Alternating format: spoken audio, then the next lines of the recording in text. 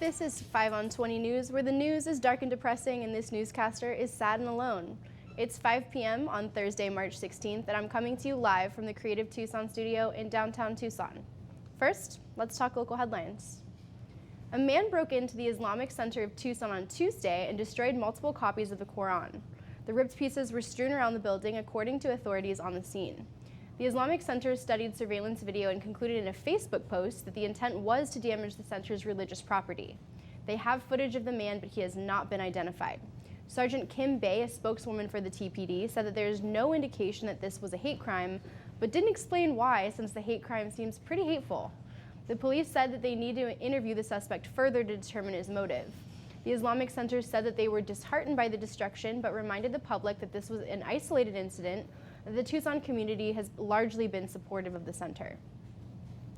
And local care agencies are not happy with the recent Supreme Court decision to reject a challenge to the Proposition 206, which raised the minimum wage in Arizona. Gina Judy of the Easter Seals Foundation, which provides care to the elderly and handicapped, said that the organization is not able to charge the state higher rates despite the wage raise. She said that foundations like hers are put at a financial disadvantage because of their relationship to state funding. In the challenge to the law, the Chamber of Commerce and others argued that the state would have to raise revenue to pay for these caregiver services. According to the Arizona Constitution, any new spending must be met with a way to pay for it without raising the deficit. So to account for this, caregiver organizations will not be able to raise the rates that they receive from the state and must absorb the cost themselves. The defense in the case, which included Attorney General Mark Brinovic, argued that the added costs were indirect and would not require new funding. While the argument is true, it didn't account for how organizations like Easter Seals would pay their workers the higher wage. Judy said that the vulnerable individuals would be the most hurt because they are provided critical health care and safety needs. She said that while she thinks the minimum wage increase is a good thing, she's not sure how the organization will handle the situation. There is already a shortage of healthcare workers and a high turnover rate in the industry, so it remains to be seen whether Easter Seals and others will have to make cuts. And after 35 years, Marina is cutting ties with the Pima Animal Care Center. The decision was made on Tuesday when the town council voted to end the relationship with the shelter. The Humane Society of Southern Arizona will take over the shelter animals, and the town will also hire 2 new animal control officers. The town council of Marina had complained of poor service among the agency as well as budget hikes. When the deal was first made 35 years ago, PACC's budget was $10,000. It is now more than $10 million per year, with Marina having to contribute about $230,000 of that. Marina's town leaders put out an ad looking for a cheaper alternative and got 1 bid from the Humane Society. The new cost for Marina will be about $212,000 per year, with $156,000 in startup costs. And Arizona Senator John McCain yesterday accused Kentucky Senator Rand Paul of working for Vladimir Putin. McCain made the remarks after Paul voted against allowing Montenegro to join the NATO coalition. McCain said that, quote, "The senator from Kentucky is now working for Vladimir Putin," referring to Putin's comments that Montenegro joining NATO would threaten Russian sovereignty. Paul said that he voted against the inclusion of Montenegro because it would be more added cost to the U.S. NATO budget, which he says is already too high. U.S. officials, including Donald Trump, have complained that the U.S. has a higher financial burden than any other NATO member and that the coalition needs to change its system of funding. Regardless, McCain said of the vote that, quote, "If there is objection, you are achieving the objectives of Vladimir Putin," and that a negative vote would be, quote, "trying to dismember a small country that has already been the subject of an attempted coup." He was referring to the discovered plot by Russian and Serbian agents to assassinate Montenegro's president and install a government more hostile to NATO. McCain was also bothered that Paul only showed up briefly to deliver the vote and then left soon after. But to be fair, Rand Paul is busy trying to put out fires from the Trump care fiasco. University of Arizona researchers are studying a small Colombian town to find out the root causes of Alzheimer's disease. Dr. Edward Zamrini and Dr. Pierre Theriot work collaboratively under the Arizona Alzheimer's Consortium, a group of scientists who are researching and treating the particular form of dementia that typically affects older people. The 2 doctors were seeking out a group of individuals who are especially susceptible to Alzheimer's but were having problems. They then heard about a village located near Medellin in Colombia that had a history of people dying in their 30s, 40s, and 50s with Alzheimer's-like symptoms. They searched through church and hospital records in the area and were able to treat the people in the village to one Spanish immigrant from the 1600s. Because the Medellin area is isolated, the doctors assumed that people didn't move around much, so this would make the perfect natural lab conditions that they needed. 30 families in the area then agreed to participate in the study.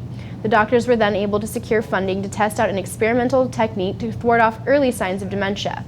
While the experiment is still ongoing, the doctors say that they have the data ready to go in a year or two, when it will be publicly available because the study used government funding. They say that either way, their treatment won't help those with late-stage Alzheimer's, but it will help the next generation to stop the disease. And I wanted to take a moment to talk about the program you're watching right now. Here at 5 on 20, we are undertaking a new kind of citizen journalism. We're going to give you the news as we see it, and we want more people to speak up with us. We need writers, hosts, anchors, camera people, sound people, the whole gamut.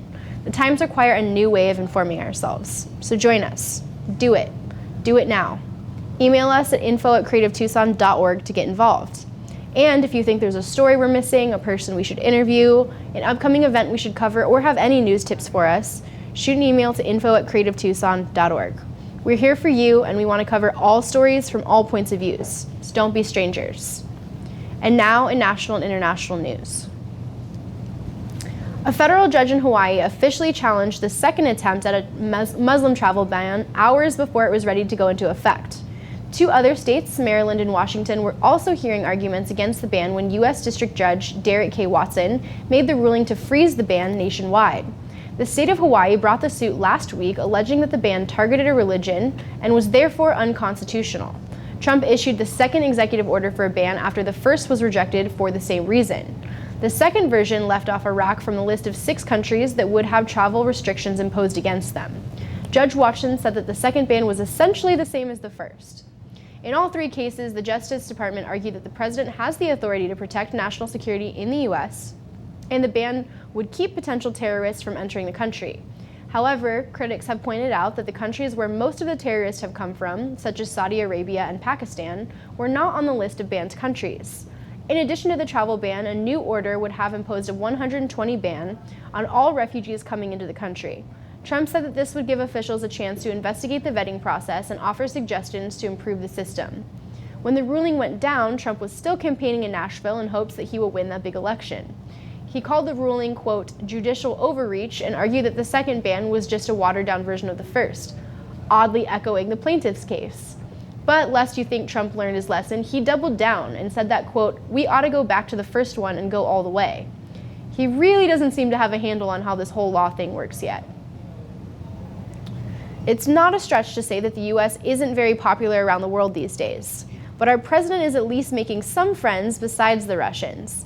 Trump hosted Saudi Prince Mohammed bin Salman at the White House on Tuesday to repair relations between the 2 countries. Saudi officials dubbed the event a, quote, historic turning point because relations had been damaged under the Obama administration, who viewed the Saudis as an antagonist. The officials said the kingdom felt shunned under Obama when he made the 2015 nuclear deal with Iran, their Shiite rival in the Middle East. Throughout the campaign and into the presidency, Trump has criticized Iran and called the nuclear deal the worst deal in American history. Meanwhile, he's shown signs that'll cozy up to the Saudis, who have been accused of ignoring an increase of radical Islamic groups in the country. They've also been accused of supporting terrorism worldwide and have been cited for war crimes as they battle the Houthis in the Yemeni civil war. In other words, a great ally to have. Trump offered his support to develop a U.S.-Saudi partnership that would develop energy, industry, infrastructure, and technology that would include $200 billion in direct investment over 4 years, according to a White House statement. Trump is also considering the decision to approve a Saudi arms deal to Bahrain the Obama administration had blocked. Amnesty International has urged Trump to not approve the deal because the weapons will be used in the Yemeni war and the organization has already found unexploded bombs around the country. They said that by approving the deal, the U.S. could implicate itself in war crimes that are occurring in Yemen. So far, nearly 4,000 civilians have been killed in the war in Yemen, most in airstrikes led by the Saudis and aided by the U.S. Meanwhile, the Trump administration announced a $50 million investment for the development of a special type of soap that will more easily wash the blood off their hands. And the Senate voted on Tuesday to repeal an Obama administration rule that banned unemployment recipients from having to take a drug test. The Obama rule also limited the industries where drug testing could be used as a prerequisite for employment. It was voted down 51 to 48, completely on party lines. Trump is expected to sign the measure into law, as drug testing people on unemployment has been one of those weird obsessions by the right. However, states that have implemented their own drug tests for welfare recipients, such as Florida, have proven to be largely ineffective. It's been shown that those receiving government help aren't any more likely to use drugs than the general population. The drug tests have also raised concerns about privacy rights and the expense to operate such tests. The Senate's vote was opposed by civil rights groups such as the ALCA and the ALF-CIO, the nation's largest union organization. However, the fake urine industry cheered the bill. HIV sufferers in Tanzania are in a state of fear because of the recent laws cracking down on homosexuality in the country led by Islamic leadership. Last August, the Tanzanian Justice Minister suspended HIV prevention programs in the country funded by the U.S. He warned that any nonprofits that support homosexuality would be suspended. Since then, several nonprofits have been shut down for helping homosexuals in the country. In February, the government banned 40 private drop-in health centers that provided help to, quote, key populations that include gay men, transgender people, and sex workers. Health Minister Umi Mwami said that the groups were promoting homosexuality, which is against Tanzania's laws. In March, the country's health minister commended the police for cracking down on acts of homosexuality and ordered 3 men to turn themselves in for spreading homosexuality. Tanzania has a history of anti-gay legislation, including a 30-year jail sentence for male sex. Lesbian sex, oddly enough, is not illegal in the country. Tanzania receives about $380 million per year from PEPFAR, the U.S. program that supports programs to prevent HIV and AIDS and provides medication for those that are HIV positive. Neela Ghoshal of Human Rights Watch said that whenever countries deny funding for HIV prevention, there then will be a sharp increase in the cases of HIV. Despite the laws, Tanzania has been known for its community support for the LGBT community until John Magufuli was elected president in 2015. Magufuli, nicknamed the Bulldozer, stepped up efforts to penalize homosexuality and those that support them. He also targeted journalists for good measure. When Magufuli's term ends in 2018, Republicans in Congress are looking to recruit the Bulldozer because, according to GOP Rep. Todd Akin, the Dozer is our kind of guy. Anti-Islamic candidate Geert Wilders lost the Dutch election to Mark Rutte, dealing a blow to the right-wing wave sweeping across the world, at least temporarily. Rutte is a center-right candidate whose VVD party also won the majority in the Dutch parliament. Wilders has become somewhat of a worldwide sensation due to his harsh views towards refugees and Muslim integration into Dutch society. However, some experts say that Wilders accomplished his goal of changing the conversation within Dutch society. André Crowell, a political society at Amsterdam's Free University, claims that Wilders probably didn't want to enter government anyway, but achieved what he wanted in shaping the national discussion in the Netherlands. So while the racist train might have been slowed down a bit, it's still spewing garbage out the side and certainly hasn't stopped. Next up is the French election, where the female Trump, Marine Le Pen, is expected to make the second-round runoff in May's presidential election. Also in Germany, the anti-Muslim Alternative for Deutschland, or AfD, party is gaining steam and could win the first parliament seats. Overall, the attitude in the Netherlands seems to be positive after Wilders lost, as the election had a high turnout of over 80%, and papers declared that they woke up to a, quote, normal Dutch society. But still, no one has mentioned the fact that Geert Wilders is clearly Jimmy Page going by a fake name, probably to avoid taxes. This was Anais Quintela for 5 on 20 News. Next up, watch Ty Best harass some middle school children from Apollo Middle School.